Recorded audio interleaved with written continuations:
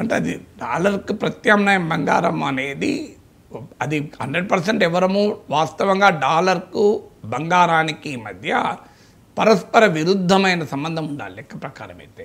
ఎందుకంటే డాలర్ పెరిగితే బంగారం తగ్గుతుంది, బంగారం పెరిగితే డాలర్ తగ్గుతుంది. ఎందుకంటే రెండు కూడా సేఫ్ హ్యావెన్గా భావిస్తారు.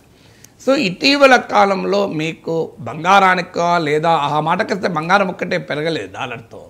మీకు ఈవెన్ యూరో కరెన్సీ, ఇతర దేశాల కరెన్సీ, ఇప్పుడు యూరో కూడా డాలర్తో పోలిస్తే బాగా అప్రిషియేట్ అయింది.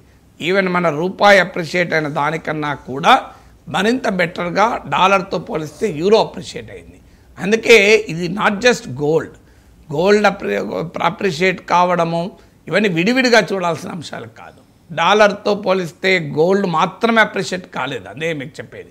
యూరో కూడా అప్రిషియేట్ అయింది. అందుకే మీరు రూపాయి తీస్తే డాలర్తో పోలిస్తే అప్రిషియేట్ అయింది ట్రంప్ ఈ 2025లో.